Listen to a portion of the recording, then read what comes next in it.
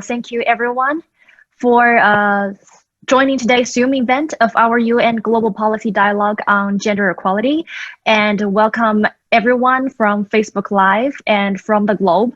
Thank you so much for your support and your participation in today's event. And I am Yinqian Chen. You can also call me Lily. I am a United Nations journalist from Hong Kong Phoenix TV, and I'm based in New York. So our today's event will be 90 minutes long from 8 a.m. to 9:30 a.m.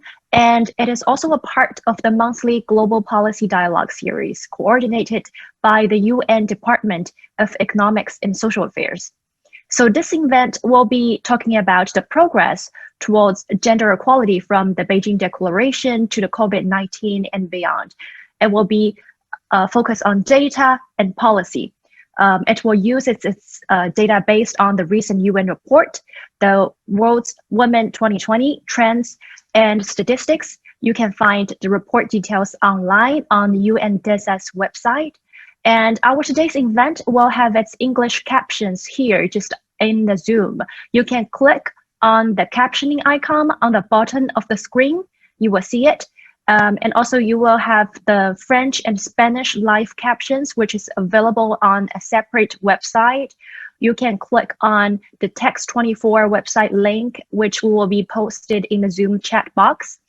And then you can click on the drop-down menu to just select the language that you want. So our event will be also archived on the UN DESA Facebook page. So if you want to rewatch, you want to just forward it, get a reply anytime, you just go to the UN DESA Facebook.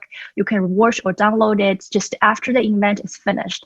So today we have plenty of very, very good experienced panelists today from around the globe, but our time is a little bit limited. So it would be really great if all the panelists can just keep their answers, remarks concise within 3 minutes. I would also ask all of the panelists to keep their microphone on mute until it's your turn to answer the question. Now, let's welcome two special guests for our today's event to deliver the opening remarks. I would first like to introduce Ms. Naole Valiji, the Senior Gender Advisor of the Executive Office of the UN Secretary General. So, Mr. Valiji, please take your time to the remarks. Great. Good morning, good afternoon, Lily. Thank you so much for that introduction. It's great to be here, and I can see all of the comments coming in from the chat. Colleagues welcoming everyone from Nigeria, Burundi, Egypt, Costa Rica. It's wonderful to see the incredible turnout that you have here today.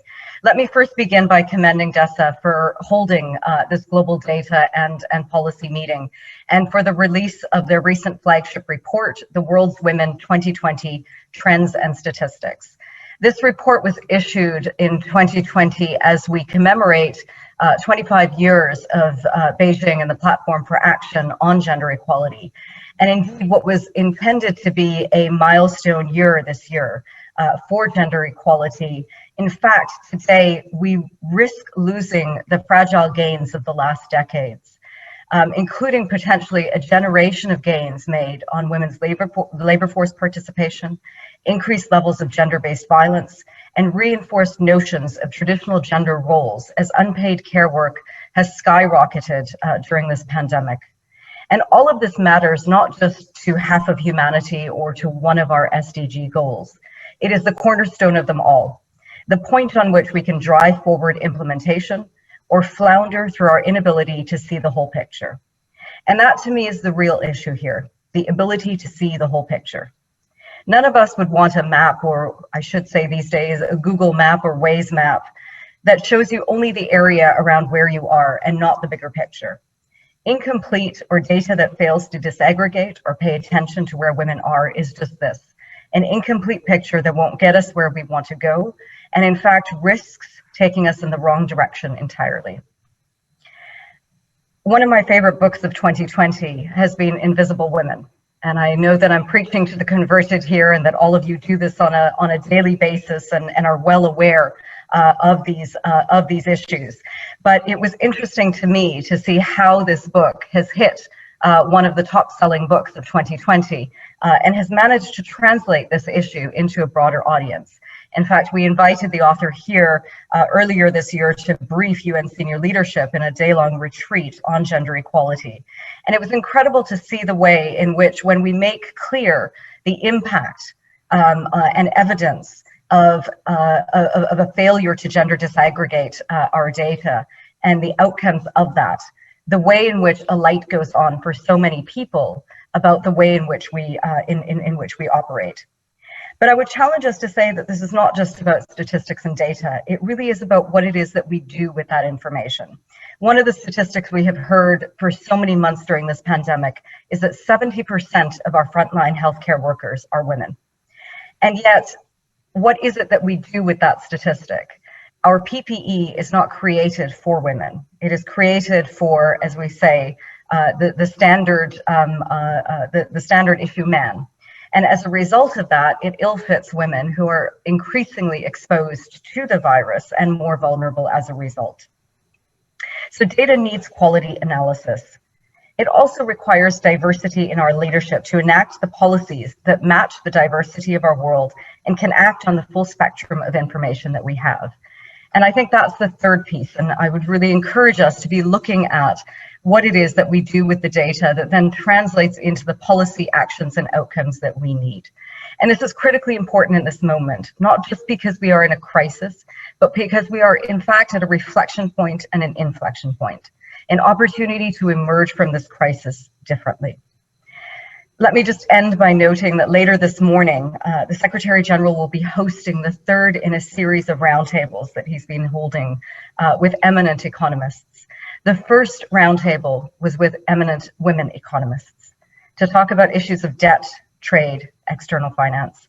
The second was with young women economists to talk about issues of climate action and jobs. This morning, we will now convene a gender-balanced panel of eminent economists to bring these issues back to the table and talk about the actions and the way forward. I mention this to you because it is so important that we are bringing diversity of voices and perspectives to the table to have strength and outcomes. And this starts with the information, trends, and analysis that we pay attention to. Without it, we will simply be driving in the wrong direction. Let me conclude here and again commend you all for meeting today and to DESA for its comprehensive and critically important report. I wish you all the best for your discussions this morning. Thank you. Thank you so much, Ms. Valji. Thank you so much for your speech and insights. And now I would like to invite our next special guest to address the remarks from Ms. Sarah Hendricks. And she is the Director of the Policy of Program and Intergovernmental Division of the UN Women. So Ms. Hendricks, the floor is yours. Thank you so much, and good afternoon, good morning, good evening to colleagues, friends, and distinguished guests from all over the world. Thank you indeed to UN DESA for hosting this meeting and for the launch of this critical data report on gender. I'm delighted to be part of today's important global dialogue on progress towards gender equality from the Beijing Declaration to COVID-19 and beyond. And certainly, as Nala highlighted, 2020 was intended to mark an important milestone, the 25th anniversary of the Beijing Platform for Action. And while we have seen progress in some areas, numerous challenges persist, and really much remains to be done for the Beijing promise to become reality. And as many parts of the globe enter into yet another wave of the COVID-19 pandemic, it is critical that we pay attention to its impact on women and girls and how the response is specifically addressing their unique needs and priorities. Over the last number of months, we have documented how COVID-19 threatens to undo many of the gains on gender equality over the past 25 years. Women's economic security is in jeopardy. Women and girls are shouldering an increased burden of unpaid care and domestic workload. And gender-based violence is increasingly resurgent, whilst girls' education and maternal health are likewise threatened. The economic fallout alone, including loss of jobs and livelihood, is expected to push millions of additional people into extreme poverty, with women and girls being the hardest hit. Data that UN Women have collected recently, together with UNDP, on government policy responses shows that many governments are making tremendous efforts in some areas. And yet, when we dig down, some of these efforts are not addressing critical issues, such as women's economic security or unpaid care work.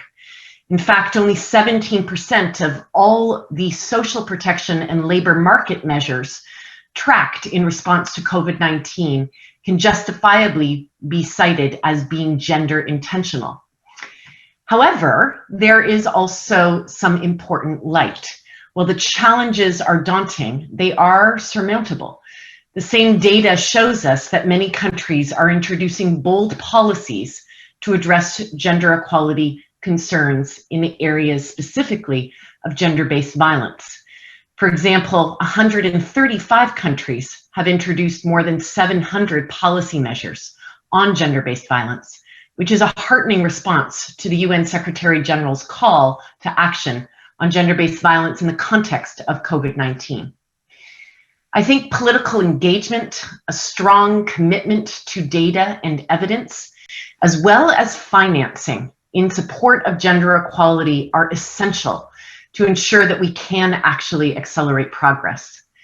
As Nala highlighted in the book on Invisible Women this year, without good gender data and quality gender data analysis, inequalities can simply become invisibilized. And therefore, the World's Women 2020, today's report and this data and policy dialogue are timely to contribute to our common agenda to achieve gender equality around the world.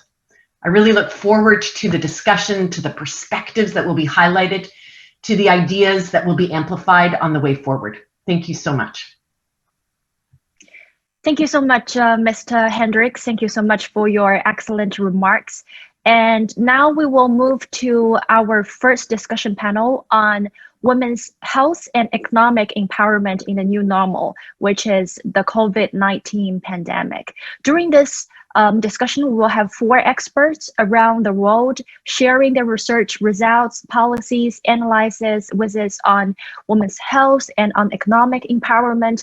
We will focus on both the past, now, and also the future. So this discussion will be about 40 minutes. I will ask each of the panelists to first briefly tell us about the work you are working on right now, like in 2 minutes, and then I will ask each of you 1 question for the first round. And after the first round, I will ask the second question, like for each of you as the second round. So this is for the first 30 minutes. And after that, we will move on to the Q&A section for about the remaining 10 minutes if the time permits.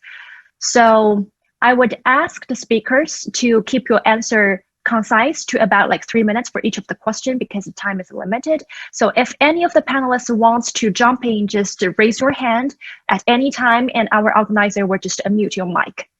So I would first like to introduce as Miss Francesca Graham. She is the chief of the Social and Gender Statistics section from UN DESA, and she is also the leading author of the World's Women 2020 report, The Trends and Statistics.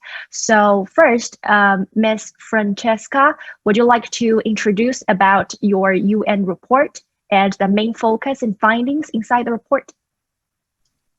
Yes, thank you so much, Lily, and greetings to everyone from New York. Maybe just a few words about the latest edition of the World's Women 2020. This is a report that we have prepared, the UN Statistics Division of DESA, since 1990 to present the latest data and the status of women compared to men and the latest assessment of progress toward gender equality. This year, this edition is quite innovative compared to past editions.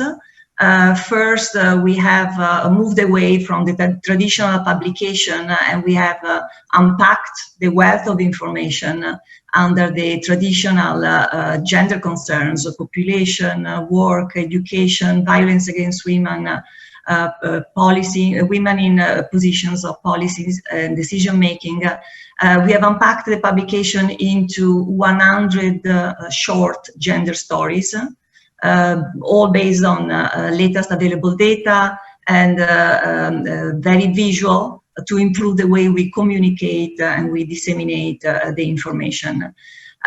Something that is also new compared to the past is that we have partnered with experts from around the world, including 14 member states that have written their own stories about gender equality in their countries.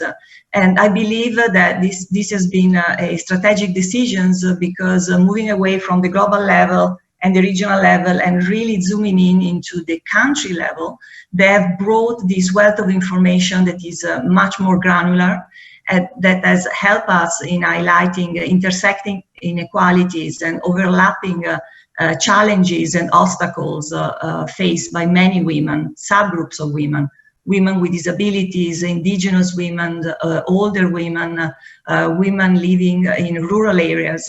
And this type of data is not available at the global level or for all countries. And finally, we have reviewed around 200 indicators. So it's a massive amount of information. And for the first time, this information, these data sets are all available geocoded. And that will also help us in improving the way we present the data, the way we communicate the data, and hopefully we will be able to reach out to the general public and also improve the dialogue that we are having this morning with our policy experts and policymakers. Thank you, Lily. Thank you, Ms. Francesca Garam. And I would like to have a follow-up question on the report. Can you give us some global overview of the gender equality situation right now? What's the main problem? What's the challenges? Can you share with us some data? Sure. So I would say that very much in line with the intervention from Sarah from UN Women, what we see is that there is definitely been significant progress on many of the 200 plus indicators that we have assessed over the last 2 decades. For instance, education is a big success.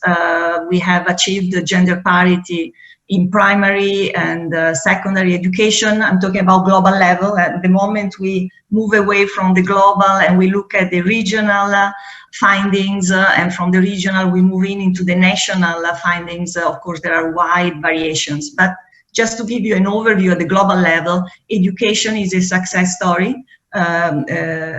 Primary, secondary, girls and boys are performing very well and in very similar levels. At tertiary level, so at university level, we actually see that girls are overtaking, they are participating more than young men.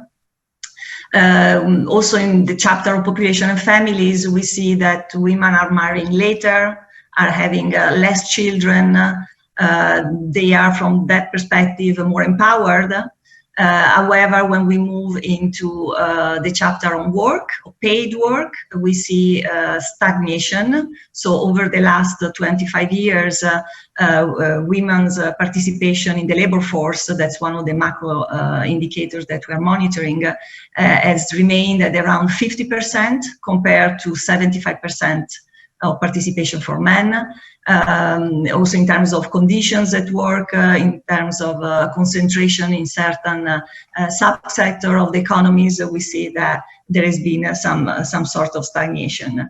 When we talk about unpaid work, moving from paid to unpaid work, we can confirm that women are still doing the bulk of these unpaid provisions of care and domestic chores at home, doing almost 3 times as much as men, spending 3 times as much time on these activities as men. And we know that this is one of the main causes one of the explanatory factors behind their lack of participation in paid work, in the labor force participation. And then finally, just quickly, we also see that in terms of power and decision-making positions, there has been progress, sometimes significant. They have doubled their participation among parliamentarians. They have tripled their participation among ministers, but they started from a level that was so low that even if we had a significant improvement, we are still very far from the 30% gender quota and very far from the 50% level of parity. Violence against women is still a global issue. I believe Sarah mentioned it, and we definitely need to accelerate efforts to address that, particularly during the COVID pandemic.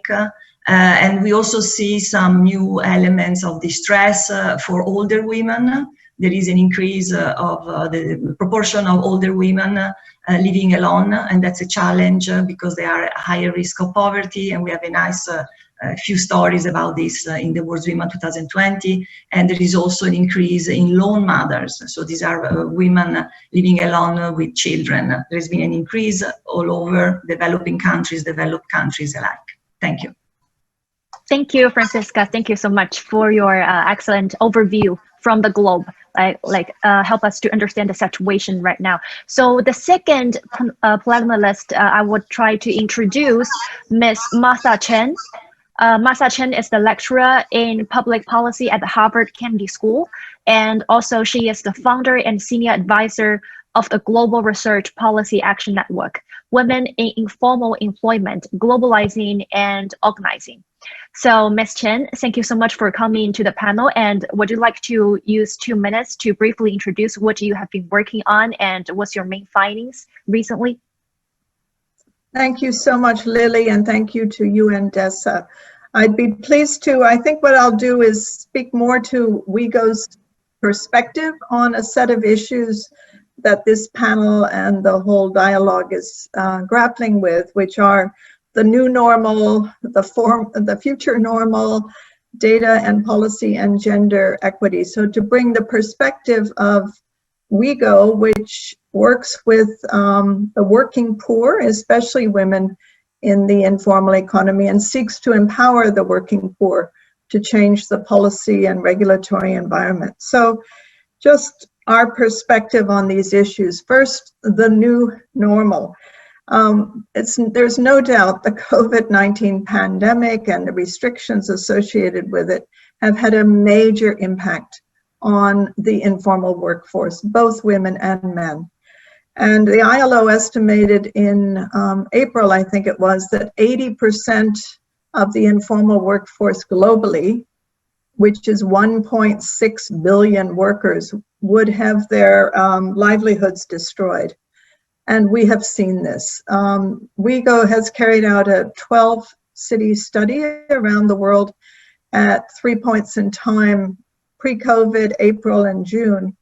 And the evidence is clear that these workers, the informal workers in all 12 cities, saw a sudden loss of work and a sudden severe decline in income. They had limited, unequal access to the relief measures. And in order to cope, they had to deplete their resources, drew down savings, sold, pawned assets, and went further into debt. In terms of the future normal, we can see 3 scenarios, possible scenarios for the working poor in the informal economy.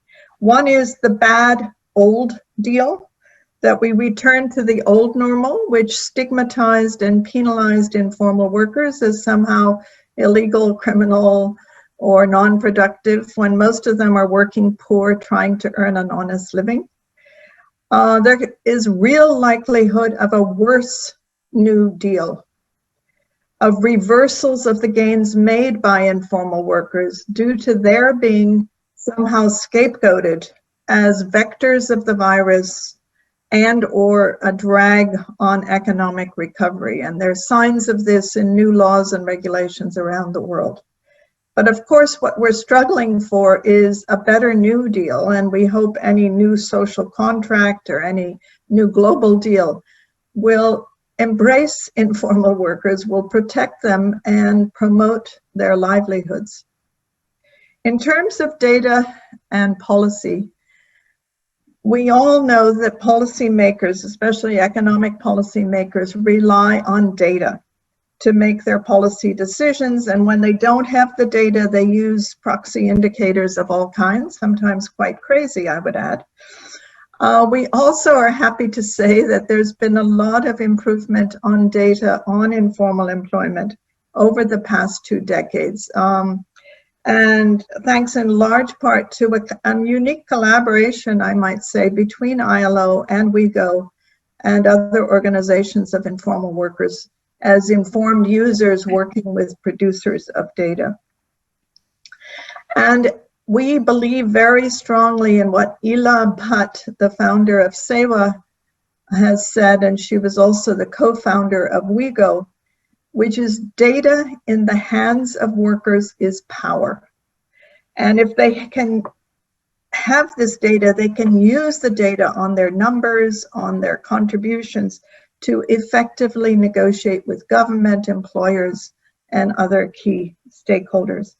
And finally, a point on gender equity from our perspective. Going forward, as my remarks have suggested, efforts to promote gender equality need to adopt an intersectional approach. We need to understand and address the disadvantages that women face by reason of what they do. Are they formal or informal workers? By where they live. Do they live in gated communities or informal settlements? And by who they are. And who they are is not just as women, but for many women around the world as members of disadvantaged communities. And I'll end with just an example. Consider a Black migrant female domestic worker. She faces greater disadvantages than a white non-migrant female domestic worker by reason of her race and her migrant status. So we really have to put intersectionality more front and central in our gender analysis and our efforts to promote gender equality. Thank you. Thank you so much, Ms. Chen, for your overview.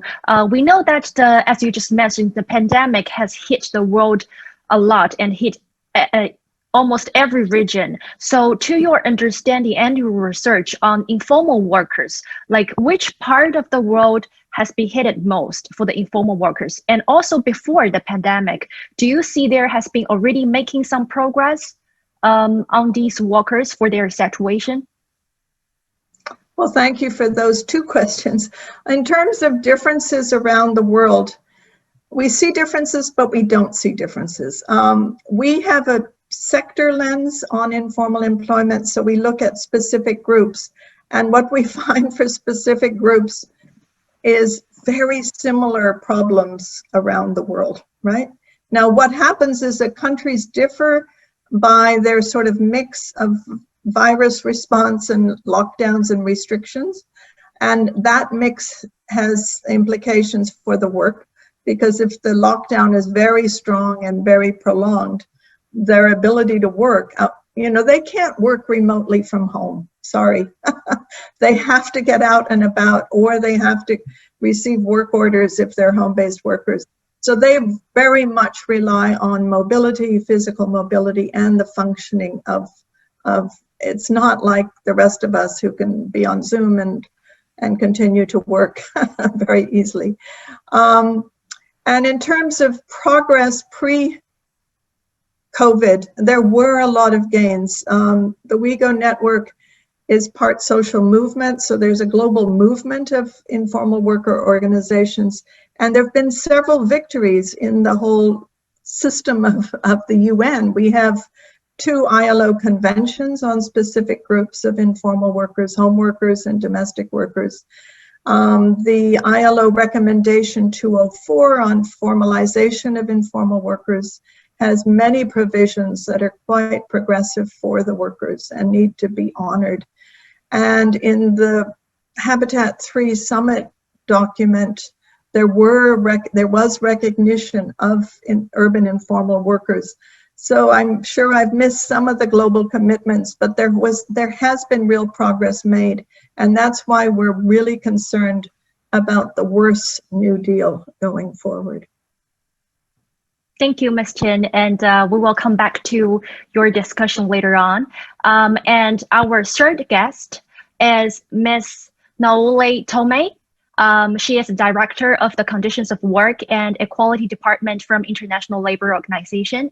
Ms. Tomei is presently leading works in inequalities and the world of work for discussion at the next session of the International Labour Conferences. So thank you, Ms. Tomei, for coming here for the event. And would you like to take 2 minutes to briefly let us know what you've been working on recently? Thank you very much, Lily. Good afternoon to everyone, and thank you, UNDESA, for inviting the ILO to this very important forum. I would like to say from the onset that the ILO has been very much involved in these past months in trying to measure what has been the impact of the pandemic in the world of work, including, of course, women workers.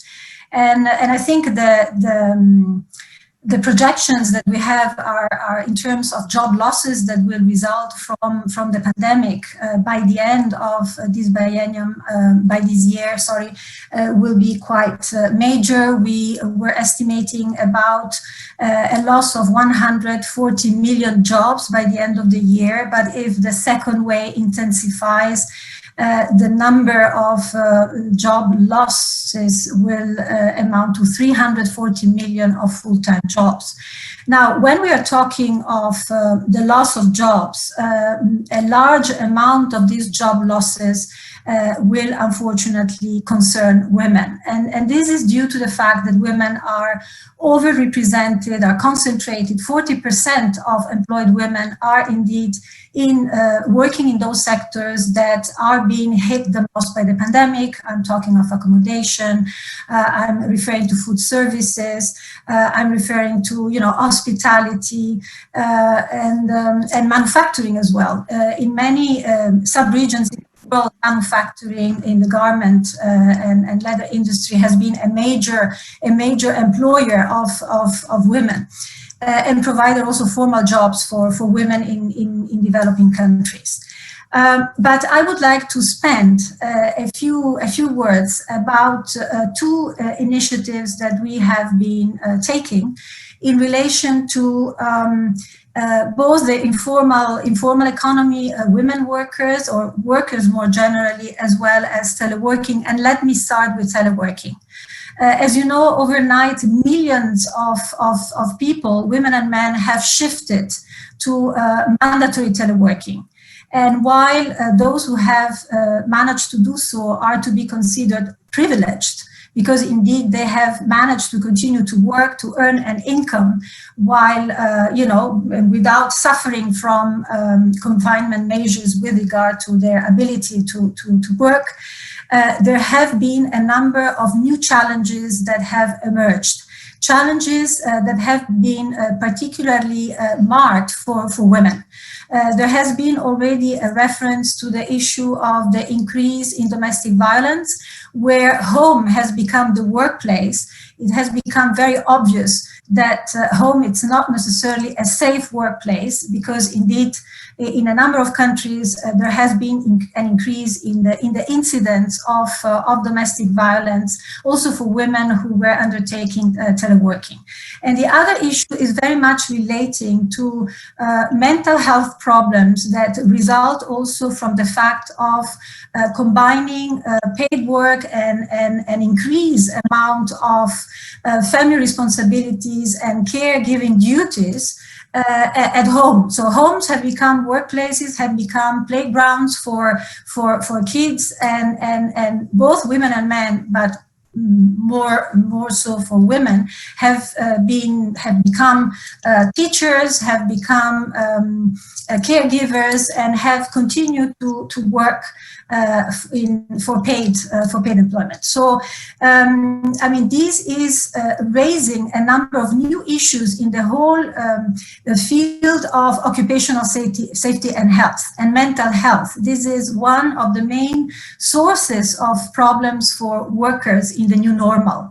And we have been trying to come up with a number of measures with a view to dealing with this issue. With regard to the informal economy, and I will conclude because Martha has already alluded to also to the joint work that we have carried out in this particular field, what I would like to highlight is how the ILO has tried to bring together the data producers with the policymakers during times of the pandemic with a view to addressing the most urgent situations and problems facing workers in the formal economy through the conduction of rapid assessment of the impact of COVID-19 in the informal economy.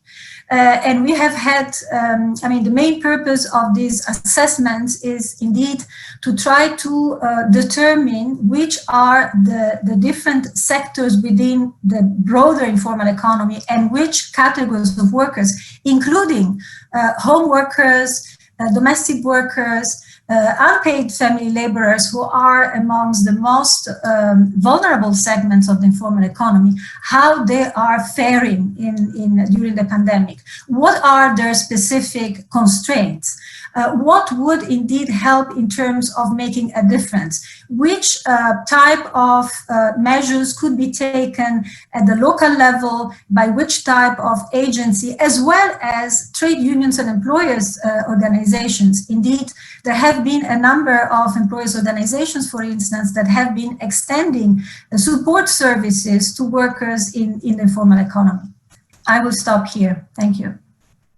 Thank you, Ms. Tomei. And my next question will be a follow-up on your introduction. You mentioned that unpaid workers and women that are working inside the house doing caring and domestic works, how do these works have been affected during the pandemic? And you mentioned there's some constraints. What are the constraints and how can we improve their situation? Well, as I was telling you, we have the pandemic is impacting significantly and disproportionately, I would say, on women. And from the preliminary data of household surveys that have been conducted in a few countries around the world, we actually have noticed that there has been a dramatic decline in the employment rate of women who are employed in the informal economy, and women who have children. So when you are comparing the loss or the decline in employment rate of women with children, small children, versus women without children who are also working in the formal economy, the loss, or the decline in employment rate has been much more pronounced for women with family responsibilities. So, I mean, in the new normal, we will need to deal with the issue of how to reduce the drudgery of unpaid care work. I mean, this was an issue during the pre-COVID times. I think that family responsibility as well as domestic chores are amongst one of the main obstacles very often towards women remaining in paid employment and progressing in labor markets. And we have noticed also that because of the confinement measures, women have become teachers, providers of care services to elderly parents, and engage in paid employment. So this means that we need to put in place in the future, we need to invest in the care economy in the future. I mean, this was something that was already very badly needed before the outbreak of the pandemic. I think the pandemic has absolutely made apparent the need for improving, the provision of childcare services, both in rich countries, as well as in emerging economies. and at the same time trying to see how to combine policies relating to leave, family leave, parental leave, paternity leave, with indeed provision of services by the state. I think this will be one of the main challenges and tasks that we will have to deal with on an urgent basis in the coming months. Okay, thank you very much, Ms. Tomei. And now we will have our fourth guest, Ms. Jayanti Ghoshi from India. And she is the professor of economics at the Center of Economics Studies and Planning from Jawaharlal Nehru University. She is also the member of the UN High-Level Advisory Board on Economic and Social Affairs. So, Ms. Ghoshi, would you like to take 2 minutes to briefly inform us what you've been working on these days? Oh, Ms. Ghoshi, would you like to unmute your mic? Yes, that's right. Yes. Thank you so much. It's a real pleasure to follow after these excellent interventions, because I can actually reduce what I had to say. I think it's already been said, the pandemic has really exposed existing fault lines, has accentuated them, and has clearly set back the progress that was being made, that was mentioned earlier, the significant progress in areas like education and some others over the past 25 years. I would like to identify 7 broad challenges, I think, that have been really brought out and have become more severe during this period of the pandemic. The first one, I think both Martha and Manuela have talked about very well, is the issue of women workers, the informal workers, the unpaid workers, the formal workers in jobs who are forced to leave because of childcare and other responsibilities. That's already been talked about. I won't mention it. I think the second one is also very important, specifically health workers. You know, the pandemic was supposed to make societies appreciate the importance of care work. In fact, we haven't seen that. There's been a bit of lip service, there have been people clapping and so on. But we really have not seen society valuing, remunerating, rewarding care work. We have seen, in fact, the opposite. We've seen lack of protection during the pandemic when they're at the front lines. We have seen inadequate pay and sometimes delayed payments. And we've seen job losses as well for many health workers. The third area is violence against women. I think this has been talked about elsewhere quite a bit. During the lockdowns in many countries, we saw that there was significant increase, often less recorded, of violence against women. And there is no evidence that this is getting any better as lockdowns get reduced, because the livelihood conditions and the material conditions of most people are so much worse that they tend to take their frustrations out within the homes. The fourth concern is that of the other health issues that plague women. And we know that, for example, reproductive health has been significantly affected. In India, during the period of the lockdown, there were 40% less institutional deliveries, that is, childbirths in hospitals. And so we know that this is going to affect infant mortality, maternal mortality. We know that other diseases are being neglected, whether it is tuberculosis, it's long-term cancer, a whole range of other things. And we know that when medical services get strained, women tend disproportionately to lose out. So that's the other concern. Food security is something that isn't sufficiently talked about. Across the world, in the developing world, we have seen major livelihood losses, and this has affected the ability of families to access food. And this has really meant many, many more women and girls going hungry. We also know within households, when there's a shortage of food, that women and girls tend to get less. And this has really been quite severe. I know in my own country, India, this is a serious problem, but it's not the only one. There are really major problems of aggregate food insecurity and denial of food access, much less food access for women and girls. And then there's education, which was this big success, as was mentioned earlier. The pandemic, the closures, the lockdowns, the difficulties of accessing have accentuated not just the digital divide, but the fact that less and less families are inclined to put resources into educating girls at a time like this. And I think that's a serious concern. Again, the final thing would be that, this is, or maybe that's the 8th, I don't know if it was 7 or 8 now, but would be that, the inadequacies of earlier forms of mobilization in a period when there are so many constraints on mobility, on public engagement, and when everything happens online. It really excludes very large numbers of women in particular. And we really have to think of not just how the digital divide is adding to inequalities in work, in education, and even in healthcare, but also how this digital divide is affecting possibilities of mobilization. I know that this would be something that would concern Martha, for example, and Manuela as well. So finally, then what does all this mean? I think there are two major things that we have to grapple with. How do we prevent these current forces, which are all negative, let's admit it, they're all negative. How do we prevent them from determining a future medium-term trend? In other words, how do we stop this bad New Deal that Martha mentioned?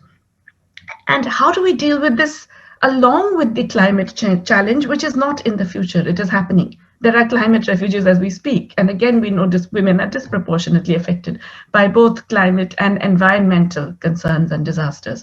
So I think we have a very large and immense task, a major policy task, and we can't treat this as just extensions of our previous work. We have to fundamentally change the level, the extent, and the methods in which we work if we really want to move towards a better future for women. Thank you, Ms. Goshi.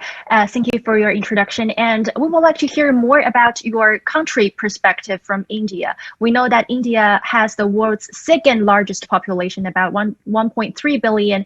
And now India has also suffered from very severe COVID-19 pandemic. What's the women's general situation in India? And do you think women there are more easily to be affected by coronavirus? What's the biggest concern in your country over gender equality? Well, India was never a particularly shining example of either gender equality or gender empowerment, but things have got significantly worse. All of the fault lines that I have mentioned are extremely exaggerated in India. So disproportionately, women have lost jobs in the formal sector. Most women, 98% of the women workers are informal. Many of them, about at least half, lost livelihoods, some completely and some to such a major degree that it's really like no livelihood. There's been significant increase in violence against women. There have been major concerns about health. There have been real concerns also about education, and food security is a very, very big one because we have a vast increase in the numbers of hungry people. There's been inadequate public distribution of food at a time when it is desperately needed. And the livelihood concerns have really meant that all of these bread and butter issues have become extremely dominant. So the condition of women in India, I would say, has been massively adversely affected by the pandemic. And what is worse is that at the moment, public policy seems to either be ignoring it, suppressing it, or directly moving against those who protest about these. Thank you, Mr. Goshi. Thank you so much for our panelists. And because the time is limited, so we will just move to our Q&A section. Right now, we have already received a lot of questions from our audience, both from Facebook and both from our Zoom room. So the first question is from Fatuma Nanjiza from Rwanda. And she's asking, what is the link between reporting mechanism of Beijing Platform for Action and the Convention on the Elimination of All Forms of Discrimination Against a Woman? Also, we have a question from one of our participants in the Zoom room from Fatuma, and who is asking, is there any lessons we have learned from the 25 years of the Beijing Declaration? So I would ask if any of the panelists would like to answer this question, you can just raise your hand and unmute your microphone.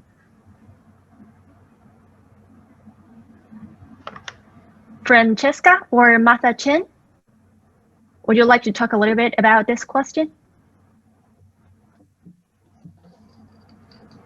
Sure. Being the statistician in the panel, of course, I would like to address the questions from the data point of view and the statistical capacity of countries to produce the data that are needed to inform all the important issues that have been discussed so far by Marta, by Manuela, by Yahati, and also the data that are needed to address the issues and respond promptly. I would say that despite the fact that we have compiled a huge quantity of information to produce the World's Women 2020, as I said, we pulled together more than 200 indicators and 200 data sets. We realized that many of the issues lack information, particularly when we move from the global level and we try to further disaggregate and come up with more granular information. Just to give you an idea, when we talk about the gender pay gap, we only have information for around 60 countries. When we look at asset ownership, that's another important dimension behind women's economic empowerment, the topic of our dialogue today. We have information for around 15 countries when we talk about land ownership. When we talk about mobile phone ownership, we only have information for 80 countries. So that's very far from having information for the full member states and for the full 200 and plus countries and territories in the world. When we talk about unpaid work, we've been discussing a lot about unpaid care, unpaid domestic work. We still, after 25 years, we still only have information for 89 countries. So to really be able to grasp and understand the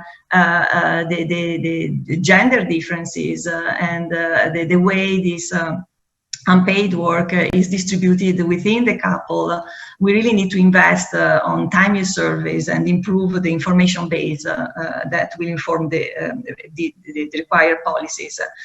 And also, yes, when we talk about COVID and the impact of COVID, not just from the health perspective, but also in terms of social and economic impact, we need to have data that are further disaggregated, not just by sex, by age. We also need additional information on household composition, household type, if we are seriously looking at coming up with gender relevant analysis. Thank you. Thank you, Francisca. And I will move to our second question, which is received it from the Facebook feed. It's about domestic work. So the question is from Kenhaya. The question is, unless the domestic work isn't accounted into the GDP, the gender disparity between men and women will not be eliminated, or at least lessened. What do you think about that? So, Ms. Tomei, would you like to address on this question about domestic works?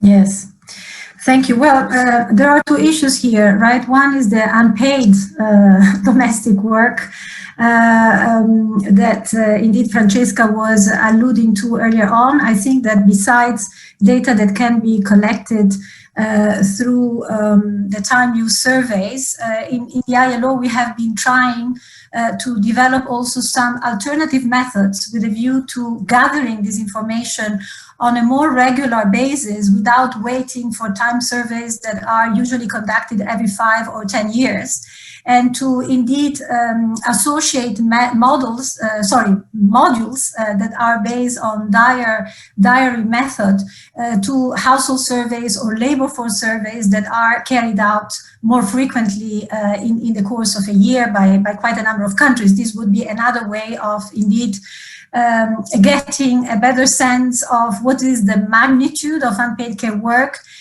which has been recognized, by the way, as work by the International Conference of Labor Statisticians back in 2013, which means, therefore, that indeed this work is counted as, is contributing to the creation of the economic and social wealth of a country. So this has been really revolutionary because it has expanded the boundaries of work and making visible the contribution of women who work very hard without pay for their families and their households. The issue on domestic work, that's a very important domestic work, which is work carried out for other households and for pay. It's another very, very important topic. In Latin America, for instance, domestic work is the most important source of employment for women. And it's another very important source of employment for women everywhere else. So there have been, again, a number of attempts to try indeed to capture statistically domestic work. It's not always very obvious, because in a number of countries, particularly in Asian countries, domestic work is not regarded as work.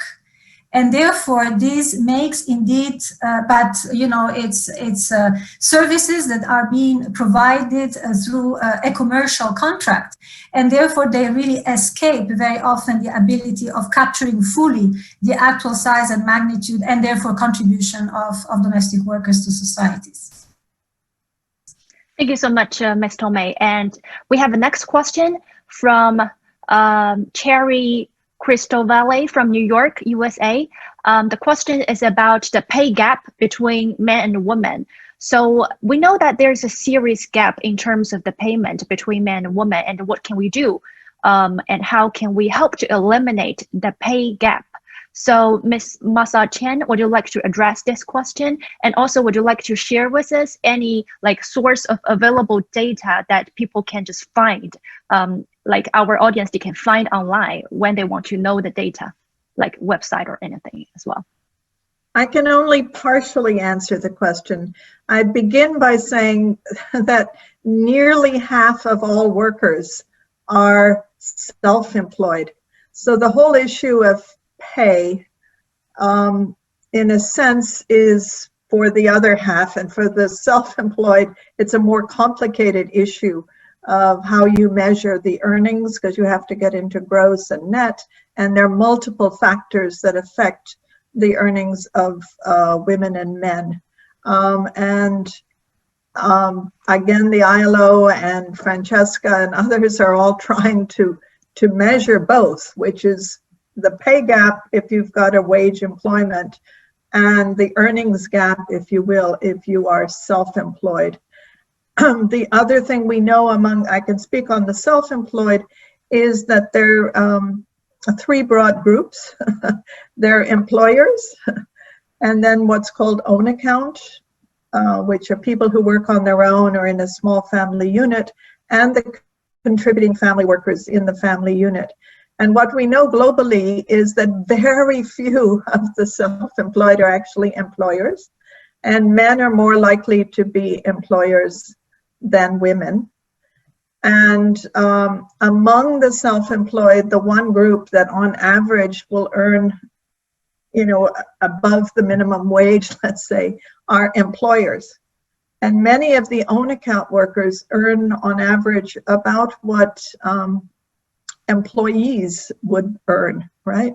So we are getting at the problem within the self-employment, but I would turn to Francesca or to Manuela on the sources of data on pay gaps in wage employment. Ms. Tomei, would you like to add 1 or 2 minutes to this question? And then we will need to wrap up for this discussion. Yes, sure.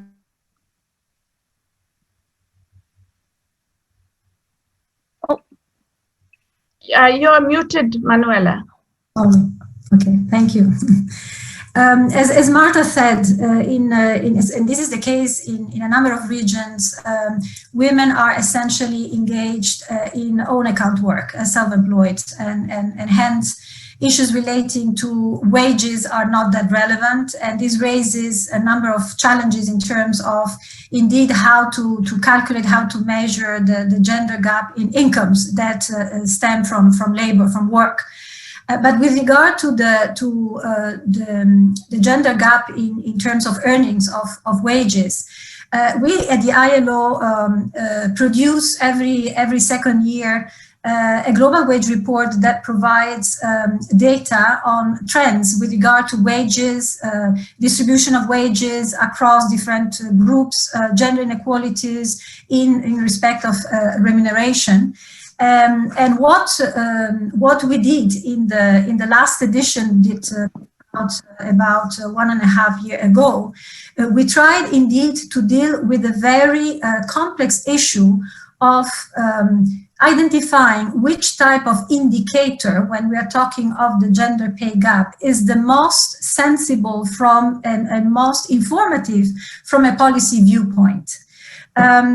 Because of course it will have, if we calculate, if we measure the gender gap in hourly earnings or the gender gap in monthly earnings, of course the result will be very different, and they will capture different issues that would therefore have different implications for policy.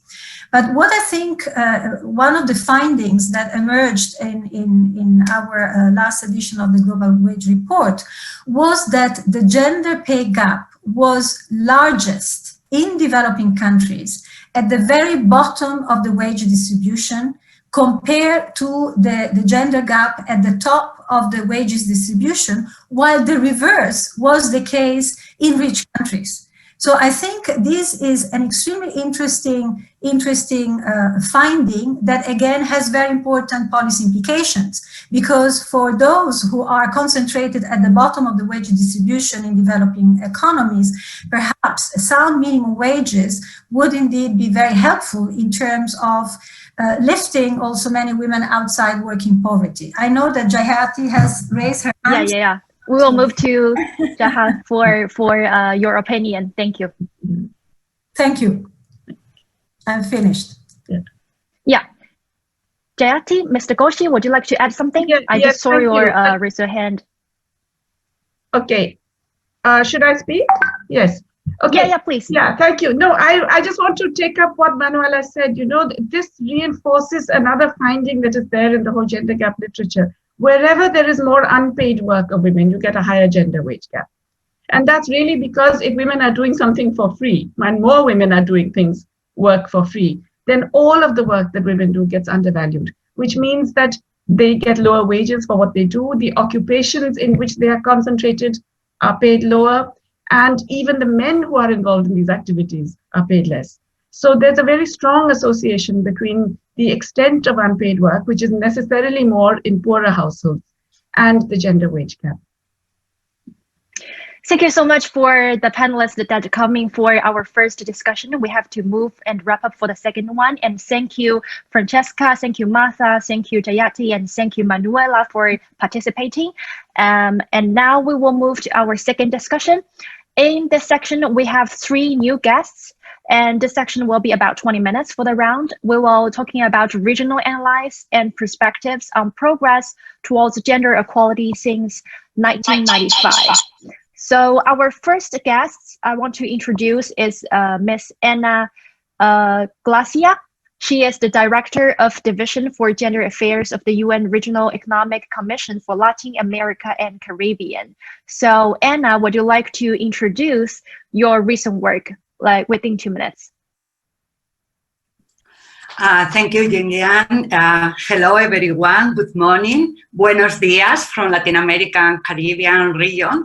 And we congratulate UN DESA for the new report, the World Women Report 2020, because include the national and regional approach and the concept of intersectionality that is so important. ECLAC, the regional commission, has an important role coordinating actions that contribute to economic and social development in Latin America and the Caribbean.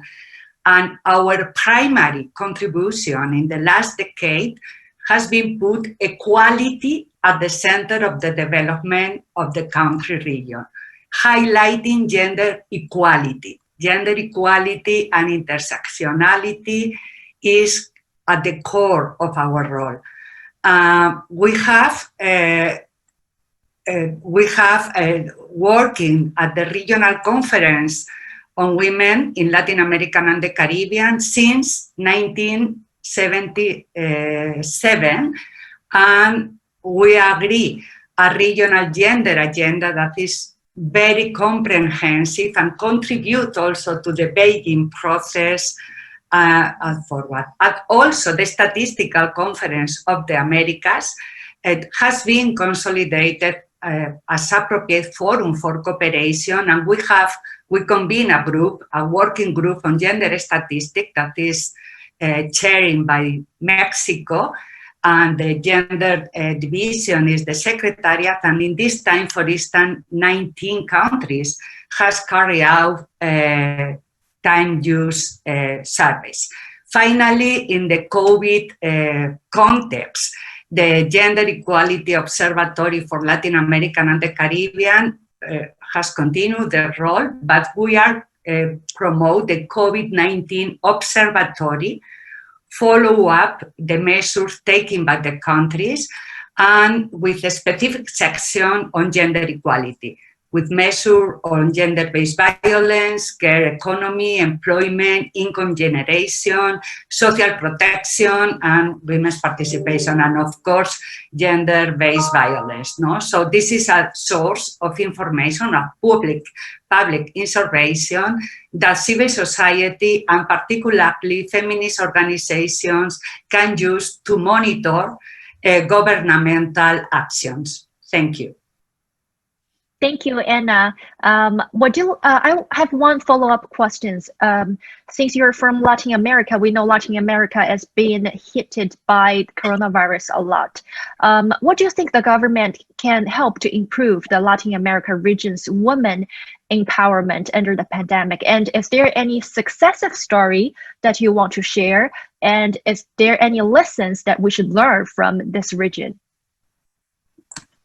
Yes, I would like to put first that we are not talking about normality. We are talking about a transformative recovery, to use the COVID crisis and opportunity to both a transformative recovery, ability, gender equality at its core. And for that, the Minister of Foreign Affairs of our region approved 3 weeks ago a political declaration that for a sustainable, inclusive, and resilient recovery in Latin America and the Caribbean, highlighting the importance of developing recovery plans that could drive transformational change towards peaceful, just, and inclusive society, particularly with the participation of women.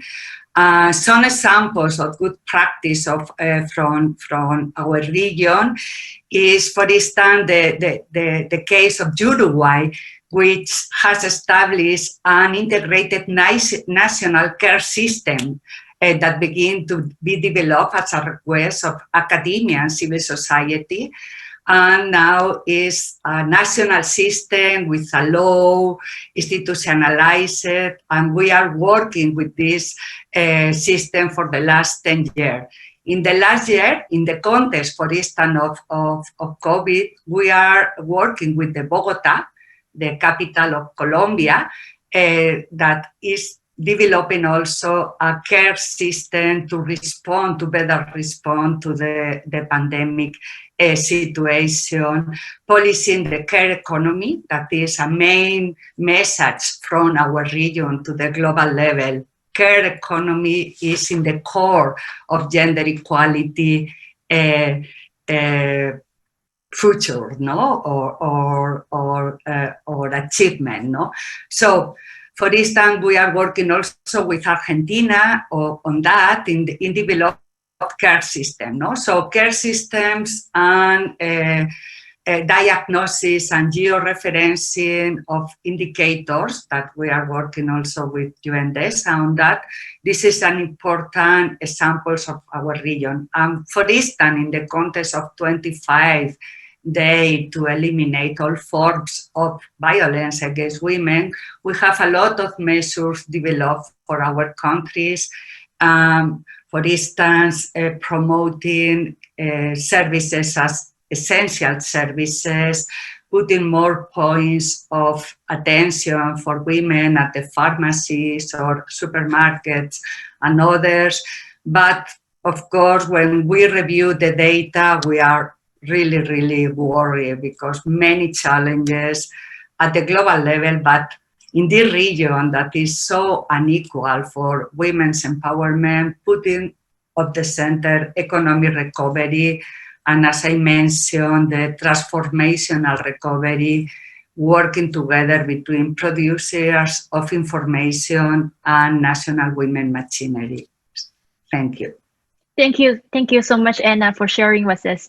And our second guest is from Japan, Ms. Tomoko Hayashi. And she is a Director General from the Gender Equality Bureau Cabinet Office from Japan. And Ms. Hayashi joined the government as the economist in 1987 and focusing on economic research, forecasting, micro-policy making, etc. And Ms. Hayashi, would you like to use 2 minutes to address on what you have been working these days as the economist from Japan? What's your findings recently? Thank you. I'm Tomoko Hayashi, Director General, Gender Equality Bureau Cabinet Office, directly under the Prime Minister of Japan. Thank you for inviting me today. I'm the head of the national machinery for promoting gender equality in Japan, reporting to the Prime Minister and the Minister for Gender Equality.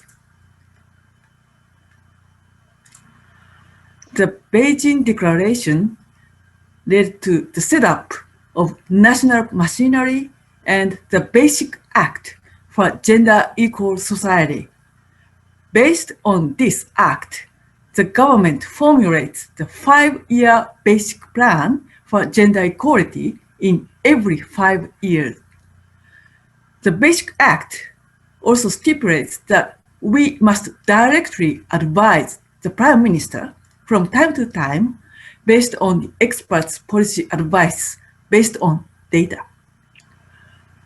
Regarding the impacts of the COVID-19, just same as other countries and regions, we have observed a major and disproportionate impact on women and girls in Japan.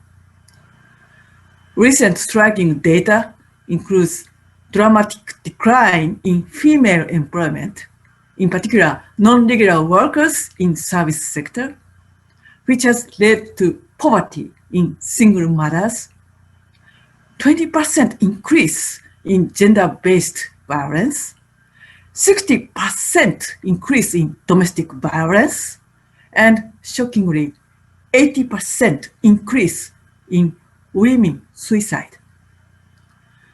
The Cabinet Office has launched a new task force to analyze these impacts of COVID-19, and last Saturday just submitted the urgent requests to the Prime Minister and all the ministers to focus more on impacts of the COVID-19 on women and girls and their needs.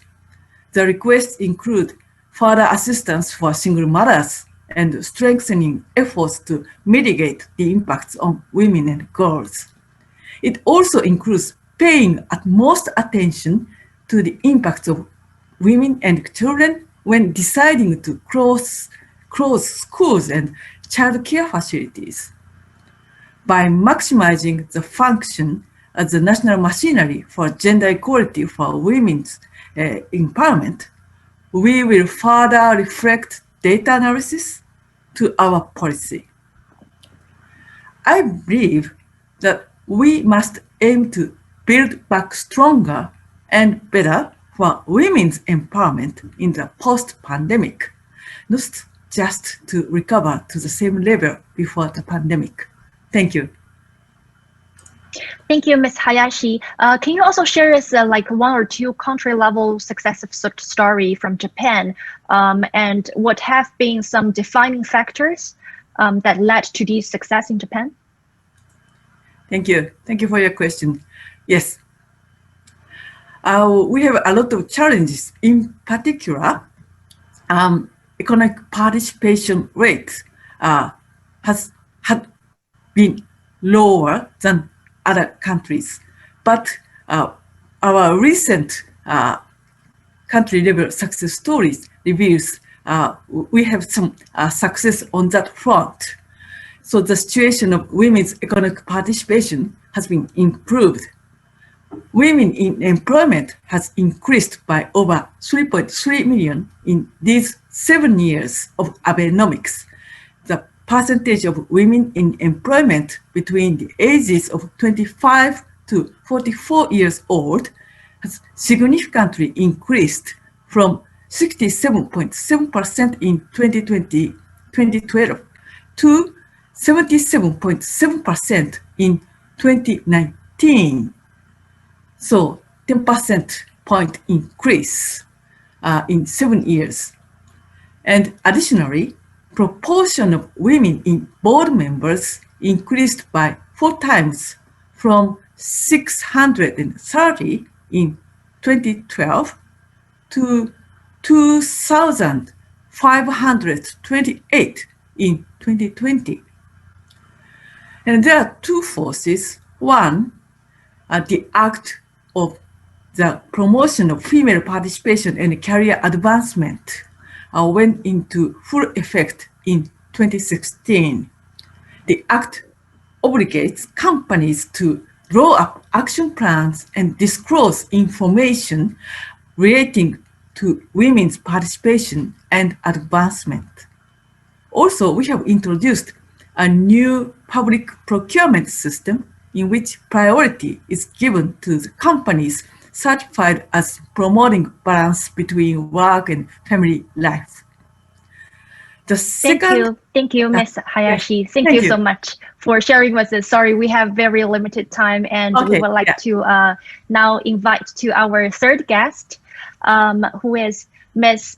Aurelia Spatara from who is the Deputy General Director of the National Bureau of Statistics of Moldova.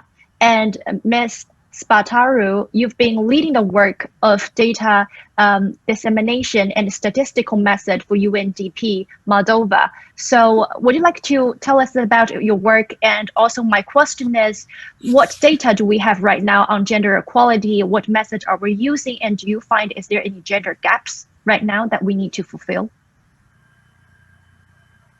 Thank you, Lily. Hello to everyone. I'm happy to join you in this dialogue. And indeed, I am working at the National Bureau of Statistics for the last 1.5 years. But before then, I was activating for more than 12 years in the UN system, in particular in the UNDP, but also implementing a joint UN project for the strengthening of the national statistical system of Moldova.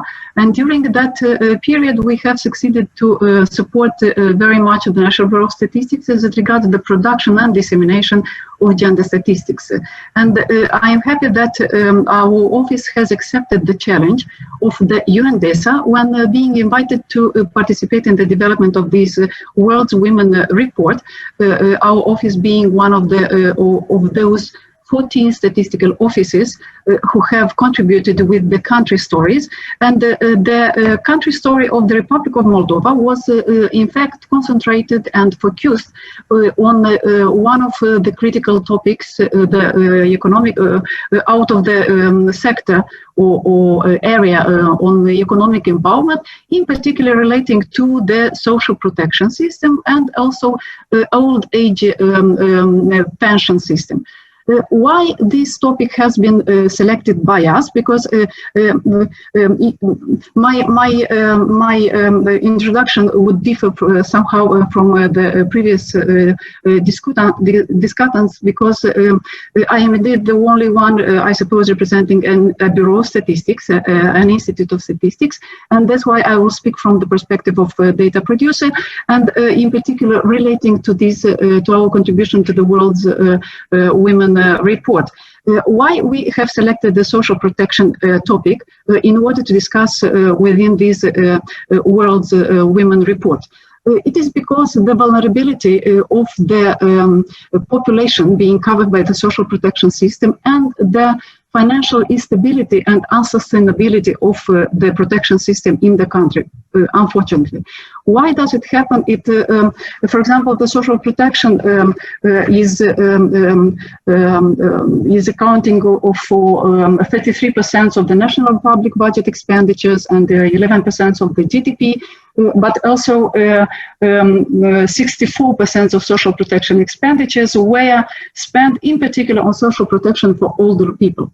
And the stability and the financial sustainability of this system is decreasing and weakening, also because of the demographic phenomena happening in the country, because we are unfortunately suffering from the aging of the population and from the depopulation, because we have very high emigration rates, and we are losing people, and in particular working age people who are emigrating to countries like Italy, Spain, or Russian Federation looking for job, and unfortunately not returning back, but opposite, taking their families with them abroad and living there. So, in this particular sector, I would like to mention that women are the most indeed vulnerable in comparison with men.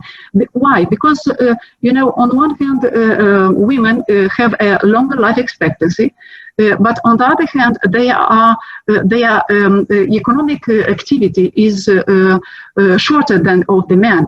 And in this respect, because of the gender gap and the inequality, the lower incomes of women, they are retiring with lower social benefits and social protection allowances. And these put women in a longer period of risk to the poverty and to social exclusion and deprivation. And that is why all these factors combined are having very, very bad consequences and negative on the living standards and on the well-being of elderly women in particular. So that was the point, and I am thankful that my colleagues, my statisticians in our bureau have succeeded to showcase the Moldova's story. And I would welcome any question in this respect. And thank you. Thank you so much, Ms. Spataru. Thank you so much for bringing this very important perspective that older women and women with disabilities have been left behind for a long time, and we need to put a very important focus on them. And sorry that we have very limited time today, so we'll skip the Q&A for this section, and we'll just wrap up with this section. And thank you so much for our three very, very experienced and great panelists for this section. Thank you, Anna. Thank you, Ms. Spataru, and thank you so much for Ms. Hayashi. And now we will have the closing remark from Mr. Jeffrey Sachs, and he is the director of the Center for Sustainable Development at Columbia University, and he is also the member of UN High-Level Advisory Board on Economic and Social Affairs and SDG advocate. So welcome, Mr. Jeffrey Sachs. The floor is yours. Thank you very much. What an incredible privilege it is to listen to all of your wisdom and discussion, and to have just a few minutes to close this very important discussion. I think it's absolutely clear that this pandemic has wrought great difficulties and inequities across our societies, not least to women across the world. I am serving as the chair of the Lancet COVID-19 Commission, which aims to bring recommendations to the UN agencies and to support the UN agencies and to the world's governments on better management of the crisis. I'm listening to governments all over the world and to civil society organizations around the world, and they're saying just what you're saying. The amount of hardship and violence against women, shockingly, is soaring around the world. And this will be one of the major messages that we give in the Lancet Commission when we issue our next report in January. I would like to ask you basically 3 points and ask for DESA to help on this in its wonderful way on 3 points. One is mobilizing data to the maximum extent possible on what we're seeing around the world. I have not seen comprehensive data pulled together on the violence against women, for example, but I hear it everywhere. And we need to mobilize as much as possible to dramatize this reality and to emphasize that it is not an isolated event, but it is a pattern worldwide. Second is the best practices. What we have heard today is a series of very powerful recommendations. And Anna Westmess's comments just now on the care economy as being central to this issue, and therefore a set of best practices around the care economy strike me as an extremely powerful bit of information that we need to carry forward. What can we do?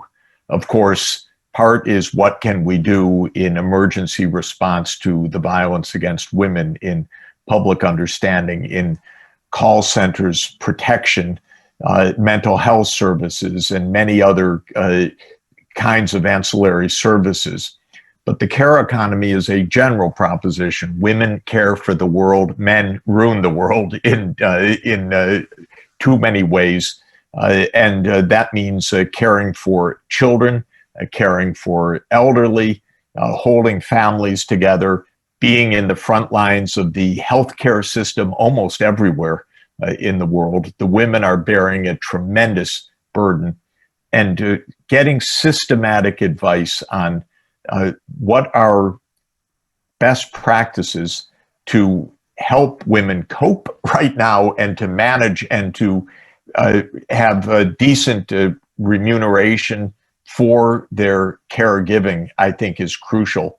I'm intrigued to learn what Uruguay is doing. I'm intrigued to learn about the other best practices in Latin America. I noticed that in the chat room there were also requests for this. But to the extent that I can be of any help in aggregating this information through this Lancet Commission and also in propagating this information, I think that it is essential. The third point is financing. All of these issues require some financing support for local services, for support to families, for support for childcare, for help with online education when schools are closed, and so on. And I would very much like to work with all of you and with DESA to identify the channels of financing that are most urgent and are most missing right now, to identify the financing gaps and to put them on the policy agenda. We have two big phases of work. We have at least another year of battling this pandemic, because even with the vaccines coming, this is going to be the battle of our lifetimes in 2021 to stop the spread, suppress the virus, extend the new vaccines that are coming into use, continue the best public health measures, learn from especially the countries of the Asia Pacific that have most effectively suppressed the pandemic to date. So one part of the time horizon is continuing to cope with this crisis during the coming year. And then, as we are all saying, and I think we can also take heart with the incoming Biden administration in the United States, which will join the rest of the world rather than fight it, building back better along the lines of sustainable development. And let's make sure that in that context, gender equality, SDG 5, and all of the rest of the sustainable development goals for decency of our lives, rule of law, social protection, health as well-being in general, are featured at the center of our recovery agenda. That's not just a matter of technical aggregate demand or stimulus or monetary policy. This is about building the societies that we are aiming for in the future, and seeing the recovery as not a recovery to old practices, but as a path to sustainable development. So I'm very inspired, and I really want to propagate the information that you have brought forward today. And I look forward to any way that I can be helpful in that effort. Thank you so much to all of you. Thank you for letting me share these brief remarks. Thank you, Mr. Jeffrey Sachs. Thank you so much for closing remarks. And thank you all to our panelists today to joining us address the insights on gender equality. And thank you everyone for joining us through Zoom and through Facebook. And this event will be archived on the UN DESA Facebook page, and you can rewatch it, share it just right after the event. And one note that on December 16, we will hold our next global policy dialogue on ensuring the food system livelihoods. And we will also welcome you to join if you are interested. And information will be made available on our UN DESA website. So thank you, everyone. Thank you for joining. And that's the end of our today's event. And please have a great day. And we'll see you next time. Bye-bye. Thank you very much. Thank you. Thank you. Bye. Bye. Thank you. Bye-bye. Thank you. Bye. Night. Thank you. Bye-bye.